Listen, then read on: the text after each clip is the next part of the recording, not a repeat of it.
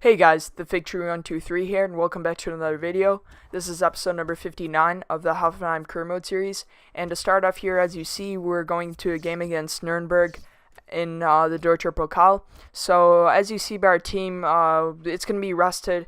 11 changes made to the side, but as you see, in this episode there'll only be one game, and then the rest transfers. But this January transfer window is just going to be insane. You'll see what happens later in this episode, and we'll still have some transfers to come. But as you see by our lineup, as I just said, we made 11 changes to the side. We still have a very strong reserve team, as you see. Some players here like Buffal trying to, unsettled at the club, so I'm not sure what to do with him in the summer, or not in the summer, in the winter, in January, as well as Mattiello. But as we have the winter break here, I think after this game in the Deutscher Pokal, we have the winter break, which will take us right into the transfer window. But the first chance in this game comes to us. Mattiello plays a great ball inside to Buffal, who cuts around his defender, goes to the shot, but it just goes over the bar and out for a goal kick. Here now Buffal gets played through again down the left-hand side, almost the same exact play here. But instead, when he went for the shot there, the defender took him out from behind there. Gilasan, I think his name is. I don't know, some kind of like Bulgarian or something last name. But he takes him out from behind there as Buffal tried to go for the shot. So the referee awards a penalty, and Buffal steps up here from the spot and puts it away as he makes it 1-0. So very good start to the game.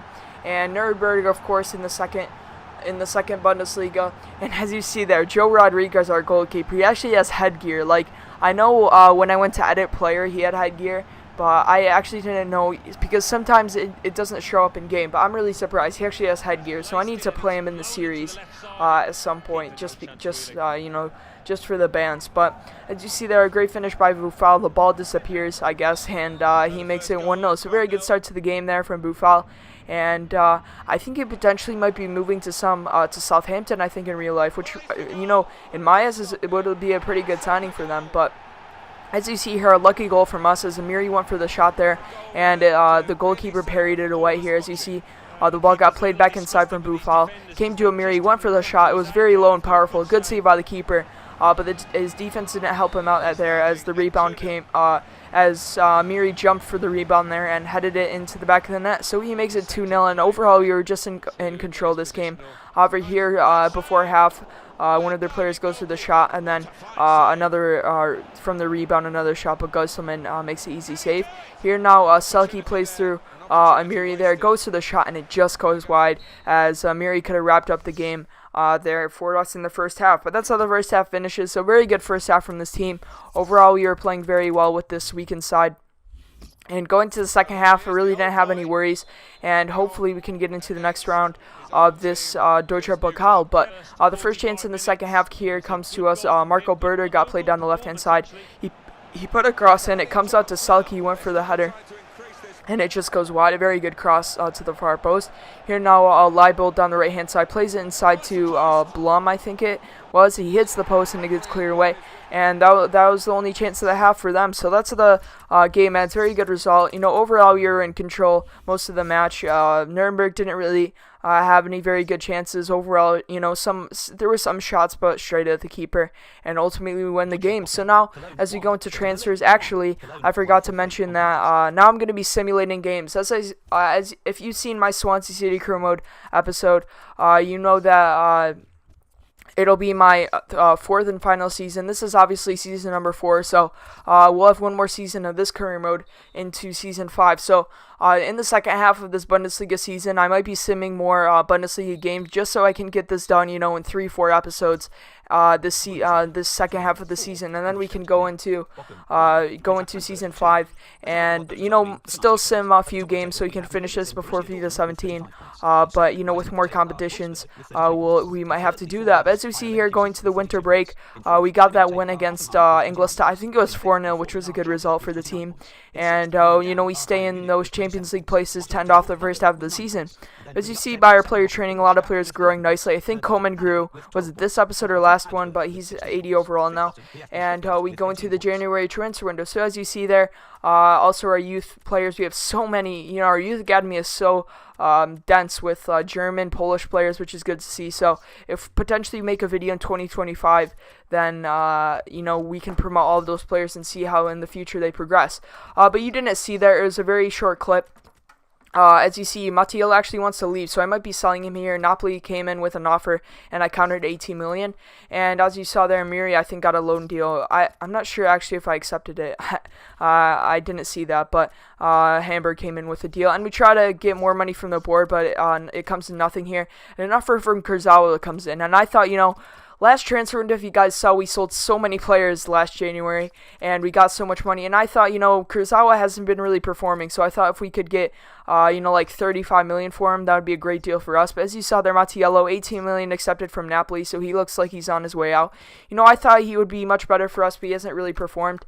And as you see, a lot of other offers coming in for our players, but none of them I want to sell. Oblak, Linetti, of course, Kevin Volland. But as you see here, Lyon coming with a 33.5 million offer, and as you see there, Torino with 40 million. So we have a chance there to sell our left back for 40 million. And, we have Marco Berter coming through the ranks.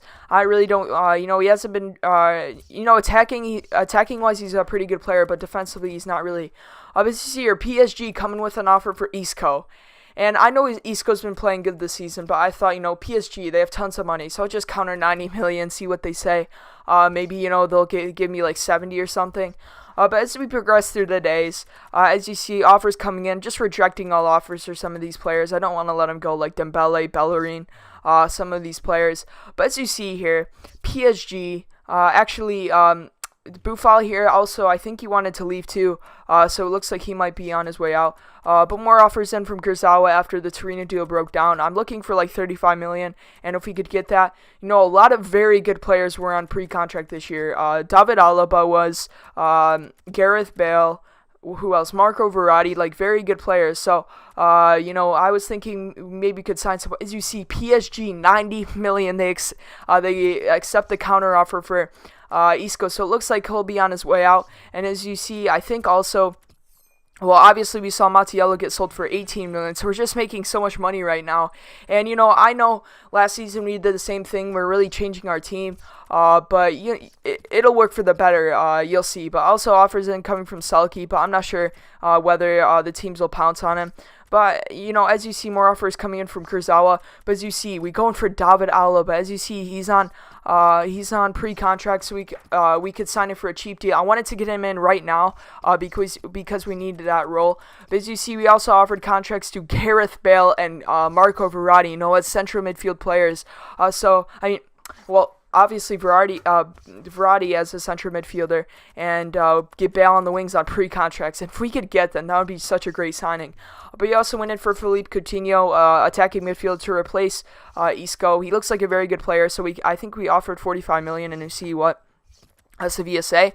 But you also went in for some other attacking midfielders like Pjanic, as you see here. And going through monthly scout report, you don't really have to see that right now, as we just clear out some deals. But we're gonna making tons of deals this episode. As you see, we offered there Verratti, Bale, and as you see by the pre-contract, you might have saw it just there, but as you see, Marco Verratti accepts, so we get him 230k. That's a lot of money, but 86 overall. Like, he's just going to be a beast in the center of the park. As I've been saying, Emre Can hasn't been doing well this season, so I was happy to get him in.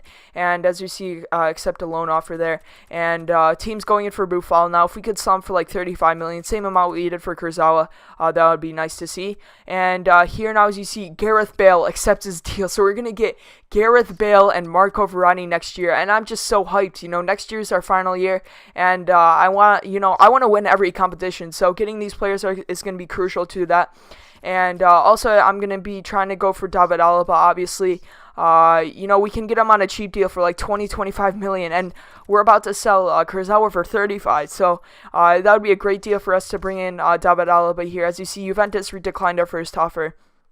and we go in for other central attacking midfielders to replace Isco. But it just goes to show with that 90 million, like, we can do so much with it, and we counter 34 there for David Alaba, and we see what Juventus say.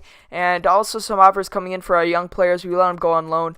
Some of our squad players are also getting transfer offers. But if I can get a lot of money for them, then definitely I'll let them go. And as you see, the confirmation of Levan Kurzawa getting sold for 35.5 million. So as you saw there, we sell him for 35.5 million. Then Juventus accept 34 for David Alaba. So we're losing a little bit of money, but to get a player like David Alaba's caliber is just insane.